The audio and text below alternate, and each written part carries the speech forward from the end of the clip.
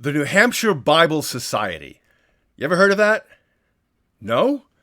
Well, you're not alone. So who is this feisty little crew of granite staters with this strange obsession for getting people to read the Bible? And why would anyone think that getting people to read the Bible in New Hampshire would be a winning proposition? I mean, the least religious state in the entire country, no state cares less about the Bible than New Hampshire. Well, it's like this. If you were a shoe salesman in a land of people who didn't wear any shoes, always went barefoot, there would be two ways of looking at that. You could say, it's hopeless. I can't sell shoes here. No one wears shoes. I mean, you could do that. Or you could say, oh, what an opportunity. Everybody here needs shoes. They just don't know it yet. Now, we're kind of like that second guy. And I don't know, you may think that's a good idea. You might not think it's a good idea, but you got to admire the sheer New Hampshire stubbornness that has us still at it 220 years after we started. So stick around. I'm going to fill you in on where the Bible Society came from, why there are signs of hope for us even today, and where the New Hampshire Bible Society is heading in the future.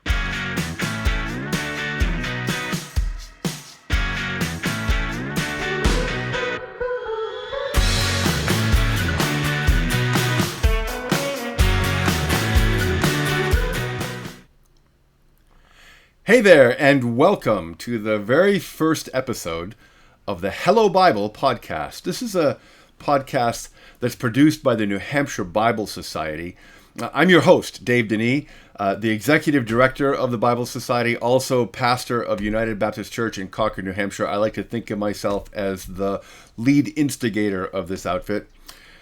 Thanks for joining us. We hope this podcast becomes a great resource for different kinds of people who are looking to refresh their excitement and interest in the Bible, people who are curious about the Bible but trying to figure out where to get started, maybe even a few people who are skeptical and wondering who are these nutcases that think some ancient book of weird stories from 3,000 years ago could possibly matter to us in the 21st century America.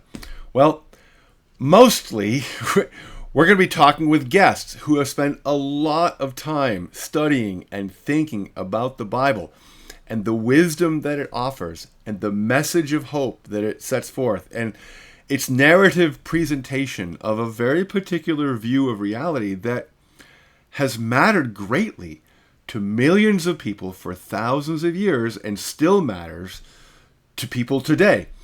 Now, before we start presenting these interviews with our guests, and we've got some great ones in the can already, I want to take some time to just talk with you a little bit about the origins and the mission of the Bible Society, the challenges that we're facing today, and how we are adapting to meet those challenges in our contemporary world. So let's go back a little bit and talk about the origins of the Bible Society. So the New Hampshire Bible Society actually started in 1812. That's a long time ago, 220-something years. It was actually formed about 2 months before the United States declared war on Great Britain. And the thing is, the world of 1812 was a very different world than the world we face today. America was absolutely experiencing a time of tremendous growth and change. That's still the same. In that time, though, it was particularly true in the area of religion, because 1812 falls smack in the middle of a sweeping religious movement called the Second Great Awakening. If you want to read more about it, just search it with your search engine, and there's a whole lot to understand. It was a very important time in American history. This was actually the second of three great religious revival movements in America. Scholars tell us that the Second Great Awakening just completely rumbled and thundered across the landscape of the U.S. for like 30 or 40 years, from the 1790s to the 1830s or so. It was super broad in scope. It touched every layer of society, from the lowest to the highest. It cut across denominational lines in terms of churches, although it seems to have flourished most fiercely among what you might call the non-established churches. That would mean the Baptists and the Methodists and some of the Presbyterian churches. And the movement deeply affected our nation. It catalyzed some pretty significant social change in very positive ways. It reconfigured the public landscape. It focused on the unchurched because it offered a powerful message of personal salvation from sin and judgment, and spiritual renovation from the inside out. And people were hungry for that. Thousands upon thousands of people found new faith, and usually often through these huge, exciting, compelling tent revival meetings. But in the middle of all that fervor and bubbling ferment, in the middle of all that, there's this one idea that also began to take root among Christians in many cities and regions and states. It was this idea that just as people were experiencing conversion and revival through these big meetings and revival meetings, a lot of people could also be reached who will never go to those meetings by simply ensuring that they had a Bible in their hands. The thinking in the evangelical fervor of the time was this: reading the Bible might be the very best way to spark faith in unbelieving people. I mean, after all, what's a sermon is nothing but talking about the message that's in the Bible. So if the Bible is indeed God's written message that tells us what we were made for and what went wrong and how God is fixing it all in Jesus, then we got to put the Bible in people's hands so they can read it for themselves. Now, the problem 220 years ago is that books were still pretty expensive, and that includes Bibles. And for a lot of people, owning books, even as an important book as the Bible, it was seen back then as a very important book. It was just not a high priority for a lot of people. Like eating dinner the next day was pretty more important. But the people who started the Bible Society, that started this whole movement, they figured that a lot of people would read a Bible if one could be made available to them at a cost they could afford. So a bunch of people, mostly pastors, but a lot of successful business people and wealthy patrons from a variety of Protestant denominations got together and they formed the New Hampshire Bible Society. And they started raising money, and within about 3 months, they were purchasing Bibles from printers down in Massachusetts and bringing them up here to distribute. Within 6 months, they were arranging to produce their own translations and having Bibles printed locally in the state of New Hampshire. They also established a corps of volunteers that were known as coal porters. Now, these coal porters would travel around the state visiting homes in every town and village, in every rural backwoods corner, visiting homes to determine first if they had a Bible, if they wanted a Bible, and if they wanted one, they were willing to sell them one at a price they could afford. And if they couldn't afford any price, they would just give them a Bible. The whole idea is to put Bibles in people's hands. Now, more on that in a few minutes. The New Hampshire Bible Society, in a bigger context, the New Hampshire Society was a local expression of a much larger worldwide movement. Bible societies were forming all over the United States about this time. The oldest Bible society in the U.S. is the Pennsylvania Bible Society, and that was founded in 1808. So, 4 years in advance of the New Hampshire one. And the movement spread as far west as Chicago, where the Chicago Bible Society was started in 1840. So it lasted quite a while. I don't know how many national and state and regional and local Bible societies were formed, but quite a few. And it's also worth noting that this is a worldwide movement. Even today, there are several hundred Bible societies all over the world. Now, let's come back to New Hampshire, because one of the legendary figures of those early days in terms of the coal porters was a guy Deacon William Brown. He was generally known as the Bible Man. And I've gathered some pretty colorful stories about him from a history of the New Hampshire Bible Society. He was, by all accounts, a remarkable man. And for many years, he rode a white horse all over the state, carrying out his work of delivering Bibles. And I mean all over the state, from the Connecticut River to the Maine border, from Massachusetts all the way up to Quebec. And when this horse died after, 10 or 15 years of traveling, he continued to do his work, but instead of riding a horse, he rode what he referred to as a shank mare. Now, shank is an old-fashioned word for legs, which means he got around by walking. He walked all over the state for 40 years distributing Bibles.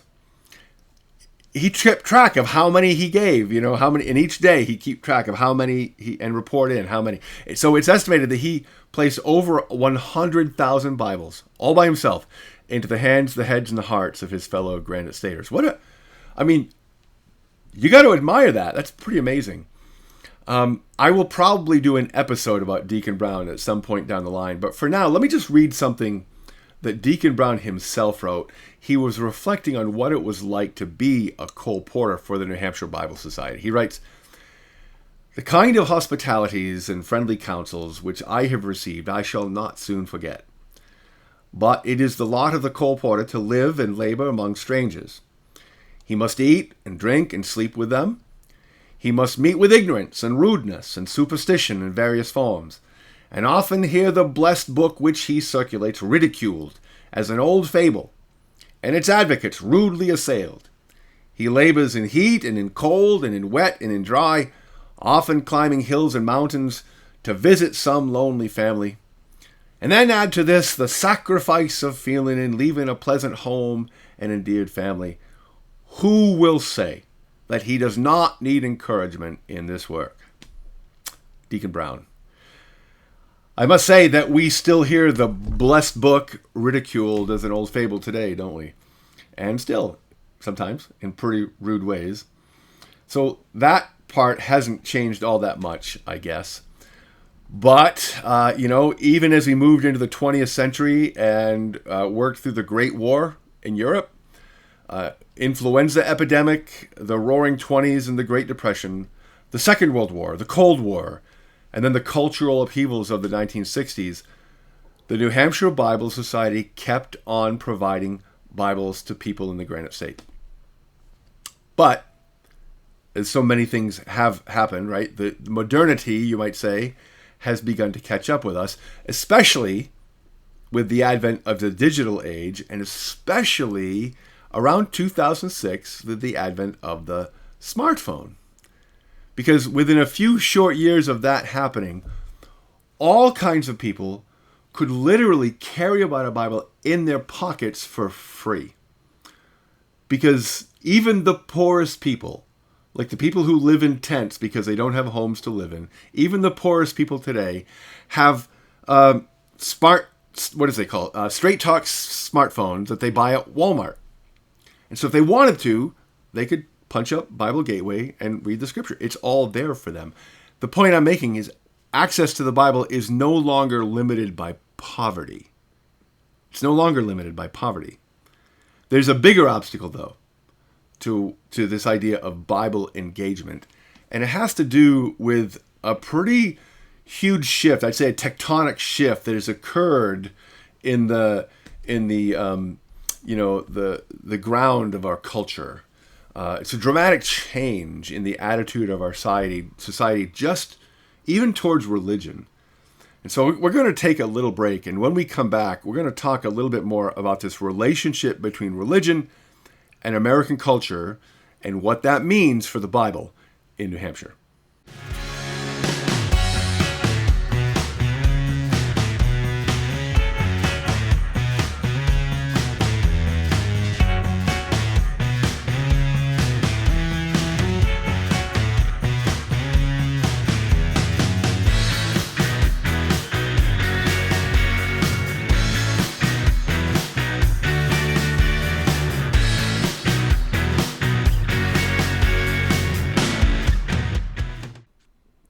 Welcome back to the second half of our Hello Bible episode today. We're going to talk now about religion and America in broad strokes to help us understand the relationship of our society to the Bible, what people think about it and how we like to use it or not. Let's start here. I think religion used to be thought of by most people as a general social good. Like if you go back 60, 75, 100 years ago, someone individual might not have been religious themselves, but I think most people understood that religion played a valuable role in society. But these days, that's not necessarily the case. There are many people that view religion with, suspicion. There are lots of people who consider religion of almost any kind, but especially Christianity, to be downright dangerous. And to be honest, sometimes they have good reasons for doing that. And of course, if that's true, then our sacred text, the Bible, that doesn't escape criticism either. And when it comes to the Bible, the situation is further aggravated because most schools, for a long time, have no longer really required students to read old books. Ancient texts, the great books of the Western canon, they just aren't really part of the curriculum these days. And so one result of that is, kind of a side effect, is that more people than ever find the Bible just unapproachable. And it's kind of understandable. The Bible is one of the oldest books. It's still read anywhere. And the stories in it, the imagery in it, the forms, the literary forms, the language, many people just find them unfamiliar and awkward. And, to be honest, parts of it are truly disturbing and offensive to modern sensibilities. And then let's add this. Because of the authority that's kind of given to the ideas in the Bible has also been misused to hurt people and abuse people. That's a real thing. So for a significant part of the population, the Bible is thought to be, at best, kind of quaint, sort of old-fashioned and stuffy, but basically irrelevant as an artifact. At worst, it's considered to be a pack of lies, or deeply offensive, or frightening, or even dangerous. So for all those reasons, fewer and fewer people have really any interest in reading the Bible or trying to understand what it says. And I would say my observation is that most people, it's not that they are angry at the Bible or, really hate the Bible. They just don't really care. They just don't even see what the Bible has for them. Now, that's quite a thing to say, but is it really true? Are people that disengaged from the Bible as I'm describing? Well, yes and no. Yes and no. The disengagement is real, but there are also signs of hope. And I'm not just making that up. There's real reasons for me to say there are signs of hope. So let's look at this. The American Bible Society, which you might consider the more famous and better resourced cousin of the New Hampshire Bible Society, they regularly, I think every year, publish a study that's called The State of the Bible. And what this study does is it tries to quantify and track key metrics about what we call scripture engagement, which is how the Bible is used by people and how people perceive the Bible in America. And here are some really interesting things that they uncovered. For most of the last decade, right, through like 2010 to 2020, about half of all Americans said that they use the Bible 3 times or more per year. Now, admittedly, that's a pretty low bar. Read the Bible 3 times a year. And these numbers are based on self-reports, which are always a little soft in terms of reliability. But let's go ahead and just take them at face value for what that's worth. Because in 2022 and 23, the last 2 years, something really significant showed up. The number of people using the Bible, even 3 times a year, dropped by 10 points. So now instead of just over half of the people reading the Bible 3 times a year, now only 2 in 5, like 39%, claim to be Bible users by that standard. So, okay. Despite that downturn in Bible use, we still see that about 63 million American adults about 24%, use the Bible on their own outside of church at least once a week. Now, that's much more significant to me. That signals people that really do have some kind of religious understanding and commitment. So about a quarter of people across the country are using the Bible at least once a week. Now, why are they doing that? Right? We've already established it's a old, weird book. Why are these people doing that? Well, it seems that most of these people who are reading the Bible are reading it, one, because they feel that it brings them closer to God. And two, because they feel like the Bible gives them wisdom for living their lives. Isn't that interesting? So they really find value. The people who are reading the Bible do find value in it. That's a sign of hope, right? Now, it shouldn't surprise anybody from New Hampshire, or most anywhere really, if you're paying attention. People in the South are about twice as likely to engage with the Bible regularly as people here in the Northeast.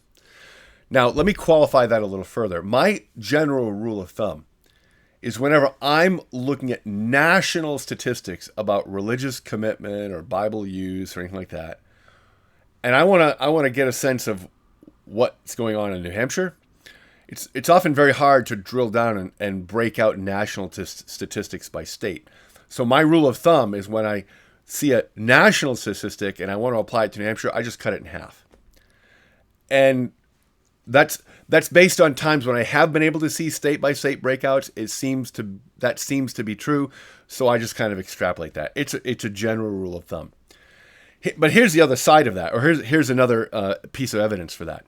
It is well established that New Hampshire and Vermont consistently rate as the least religious states in the entire country. New Hampshire has the lowest rate of religious belief, the lowest rate of religious commitment and behavior, right? And that means things like, reading the Bible or praying or, going to church. That's religious behavior. So New Hampshire is this outlier that's really at the bottom left of the curve. And it would be easy looking at that to say, well, that's really discouraging. Why would you want to, run a New Hampshire Bible Society if that's not something anyone really wants? Well, there's a flip side to this, see? Because for all of that, we also see that 3 out of 4 Americans, that's 75%, 3 out of 4 Americans are nevertheless curious about the Bible. They're curious about the Bible. So even if you cut that in half just for the state of New Hampshire, that still means like 1 out of 3 Granite Staters are what I call Bible curious. Bible curious.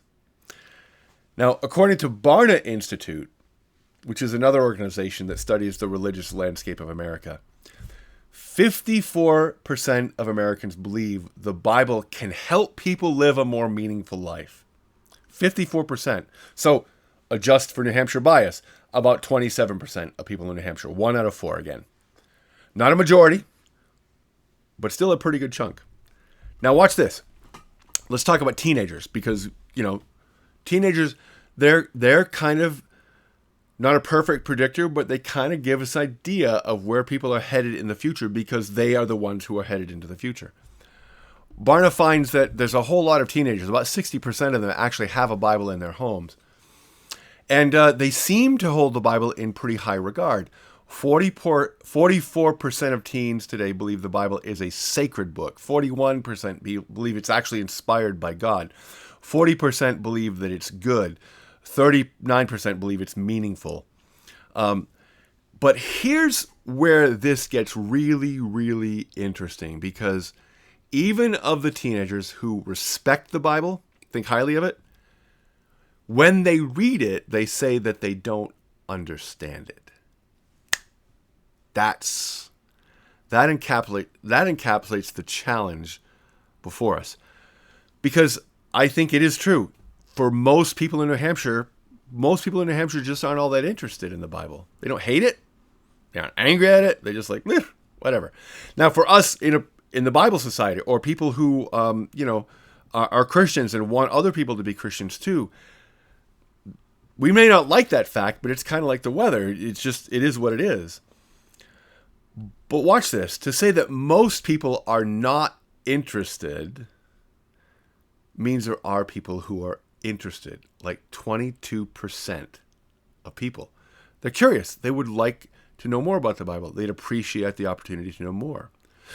So as the Bible Society of New Hampshire, we find that part of accomplishing our mission today is to find those people. Not the people who really hate the Bible, want nothing to do with it. Not the people who are super skeptical about the Bible, but the people who are curious and would like to know more if given the opportunity. Now, the thing is, going door to door on a horse, probably not the way to do it today. Even in a car, going door to door, it's just not, that's not the same kind of thing as it was 150 years ago. So we're going to talk about what those strategies are that we're employing in a minute. But second, it's even among those people who are interested, we need to understand that even those people who are interested, they just feel like they don't understand it. They'd like to know more, but it seems like it's a little tough for them to get into. And I totally get that. See, I've been reading the Bible since I was a small child. So the stories of the Bible are deeply ingrained into my way of thinking. The imagery of the Bible, the way the Bible talks, the characters of the Bible, this has been where I've lived for a long, long time.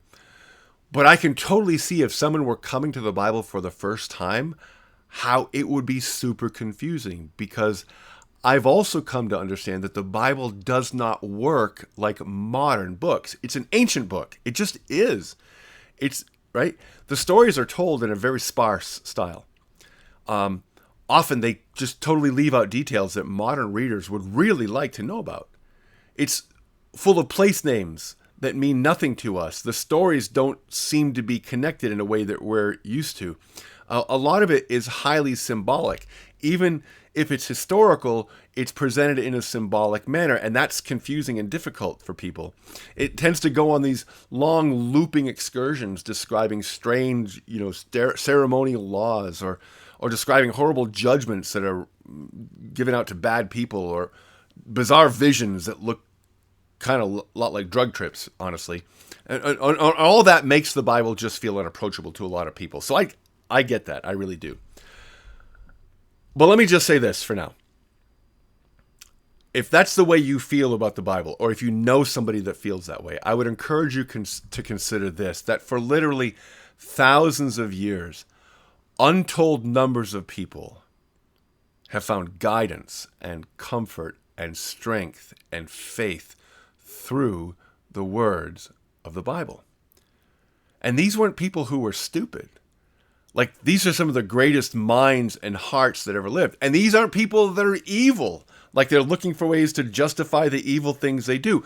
There are people who are like that. But thousands and millions of people are not like that at all. These are people who have pure hearts and pure motives. And they just want to do what's right. And they find help from the Bible. And if they find help from the Bible, if all those people over all that time, I think it's quite likely that if we approach the Bible honestly and taking it for what it is, we can find similar help. Right? There's no reason why that can't be. And so this is why the New Hampshire Bible Society, we're not changing our mission, which is to put the Bible into the hands, the heads, and the hearts of the people of the state of New Hampshire. We still want to do that, but what we're doing is we're shifting our approach. Because just handing out print Bibles, it's really no longer enough. So how are we changing our strategies and tactics to meet this need? We're going to take a little break, and we'll come back to talk about that in just a minute.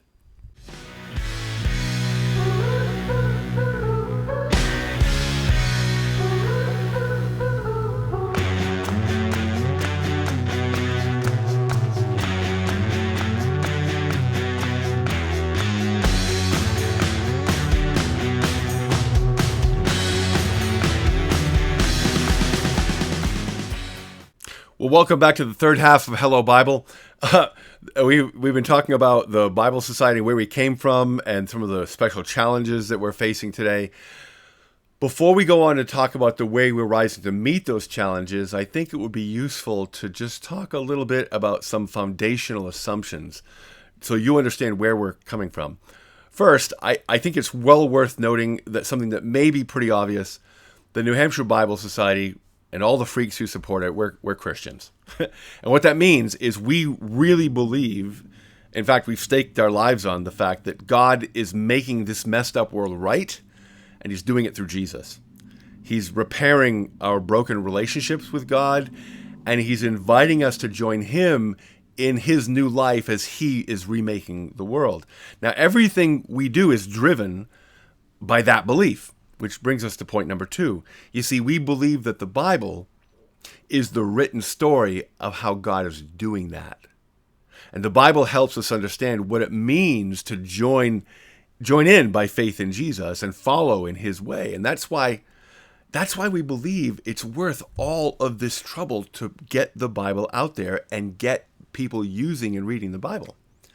See, we think that the Bible literally is the words of life for humanity. Now, as we've just talked about, that's not the way most people in New Hampshire or even in America think about the Bible today. So we certainly have our work cut out for us, and that's okay.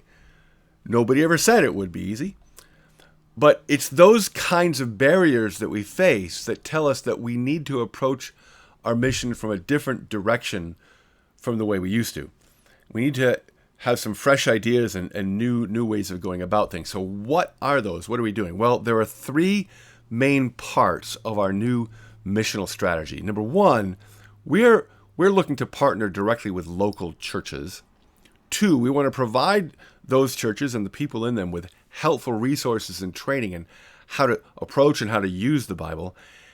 And 3, we want to do this so they can use the Bible to cultivate disciples of Jesus within their own midst and with their neighbors. So let's talk about those 3 things. First, let's talk about partnering with local churches. This is huge. Everything we do turns on this. And let me put it in really simple terms. The Bible Society is a registered nonprofit corporation, but we're not a church. And as a nonprofit, our job is to support churches, helping churches to do what churches are supposed to do, right? So what is that? Well, Jesus told us what that is. He said, look, fellas, as you go about your life, you make disciples, you baptize them, and then teach them to do what I told you to do. Jesus said, teach them to do what I told you to do. And so from the very beginning, we see these disciples of Jesus forming these replicating, reproducing communities that gather in worship and for instruction in the teachings of Jesus and his apostles. And of course, today, where does that instruction come from? It comes from the Bible. So the job of the New Hampshire Bible Society is to help churches in New Hampshire use the Bible more and use it more effectively to help the church do the church's job. Now, let me be really clear what I mean by church. Because when I say church, I really mean every kind of church.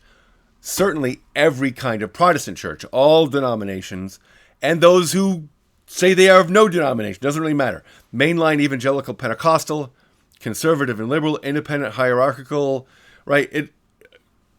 It's all of that. If you don't know what those words mean, it doesn't really matter. Every kind of Protestant church, but not just Protestants. Not just Protestants. Also Roman Catholics and other kinds of Catholics. Did you know there are other kinds of Catholics? And also all the different flavors of Eastern Orthodox too. And if you think that those churches, the Roman Catholics and Eastern Orthodox, if you think they don't care about the Bible, you are definitely behind the curve. Let's just say that. We can cover more on that later. But here's the most important thing. The New Hampshire Bible Society wants to make common cause with any kind of church that wants to increase the engagement of their members and parishioners with the Bible. And so we want to partner with those churches all over the state. Now, to be honest, we're still figuring out what that partnership will look like. But if your church would like to step in and maybe pioneer, help us figure out what partnership looks like, contact us. Go to the website, fill out a form, call the number that's on there, and let's talk, and we'll see what we can work out.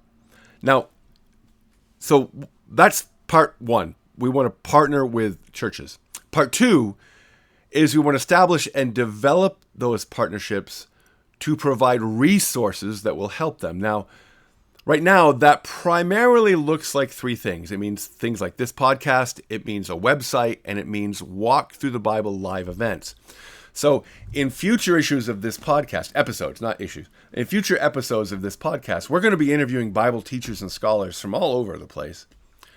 The idea is I want to learn more about what the Bible is and why we should bother reading the Bible today and how we can read it to make sense out of it in today's world. We hope that this will appeal to all kinds of people who already love the Bible, people who have some experience but maybe don't know much, they're Bible curious, maybe even people who are deconstructing, who are rethinking their relationship to the Bible and to God. So that's one part, the podcast. Now, besides the podcast, we're also developing a resource-rich website. It's not really in place yet as of the summer of 2023. It's going to take us some time, but we're creating a website where you can go or you can send people so they can watch videos, download helpful charts and graphs, read articles, ebooks, find links to helpful videos or audios, maybe even webinars or connect with Bible reading groups. So keep an eye out for the website as we build it out. This is going to be a pretty important part of our strategy, just reaching out to people through the web. That would include social media, right? Instagram, Facebook, and so on. Email lists and things like that. All of that is going to be part of our digital, what you might call our digital footprint or digital outreach. Then the third thing we're doing is, this is something I'm super excited about. We're going to be offering soon live events in conjunction with Walk Through the Bible. Now, Walk Through the Bible has, for the last 47 years, since 1976, been offering these really innovative live events and high-quality biblical resources that's all about inspiring enthusiasm for the Bible and advancing biblical literacy among just people in the pews. The core experience of Walk Through the Bible is a super fun, really engaging live event that's going to teach 40 of the most important stories of the Old Testament and of the New Testament in just a few hours each. And we'll teach it in such a way that when you are done, if you attend one of these events, you'll be able to tell someone else the whole story of the Old Testament, for instance, from memory in less than 3 minutes. And the beauty of it is it gives you a place to hang all the little stories. We tend to read the Bible in small chunks, and we don't always understand where it fits in the big story. But when you have a grasp of the big story, it helps everything else make sense. And I tell you, thousands and thousands and thousands of people, actually millions of people, have experienced huge aha moments as they suddenly see the big picture of the Bible open up to them at one of the Walk Through the Bible events. And for many people, this inspires them to continue on reading the Bible for themselves and studying the Bible with other people. And they do this because they realize or they find that it's a way of getting closer to God. So there it is in a nutshell. We're partnering with churches. We're developing a robust resource network around a website, social media, and email. And then we're offering these Walk Through the Bible live events for your church and other churches. There's more, but that's really the core of where it's at. All right, now here's the thing. If you don't know this already, let me put this down to you. Did you know that New Hampshire is the least religious state of the nation? Yeah, like 50 out of 50.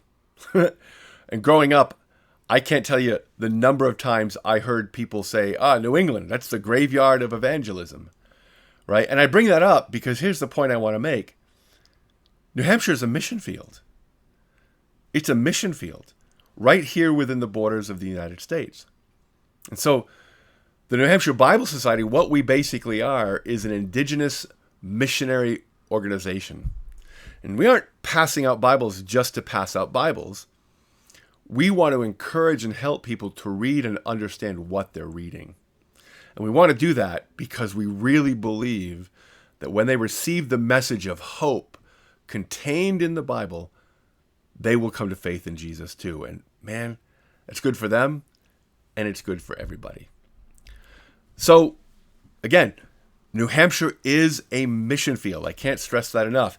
If you want to support gospel ministry in the mission field of New Hampshire through the New Hampshire Bible Society, we would love to have you join us as partners in the mission. Individuals, churches, whoever. Just go to our website, which is BibleNH.org/support, and that will give you directions and how you can support us. Now, that's not the only way to support us. Go to the podcast app that you're listening to this podcast on and leave a positive 5-star review. That really helps other people to find our podcast.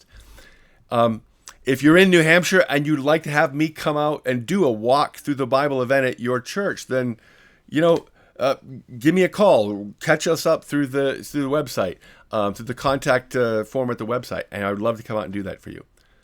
And of course, if you can, as I said, we would love to receive your financial support as well. We are a registered 501c3, so your donations are tax deductible. Well, that's it. You have gotten through a whole, bunch of me talking. Be sure now to like and subscribe this podcast because the rest of the episodes are going to be much more interesting than this one. If you want to keep tabs of what we're doing, you can find us on Facebook, Instagram, YouTube. Be sure to offer positive comments on social media. If you do go to YouTube to see this, be sure to like and subscribe there as well. And hey, just thanks for listening. And if you are a Christian listening to this, which at this point I imagine you probably are, pray for the Bible Society. Pray for the churches and the people that we're going to connect with. Pray for the state of New Hampshire, that God would do a work of revival in our state, that the gospel would go out and people would respond, and the state would be changed for the sake of Jesus. Hey, thanks for listening. We really do appreciate you listeners. Tune in again soon. What's that? Catch us again soon. We'll be offering more and more interesting podcasts. Grace and peace to you all between now and then. And, let's do this again soon.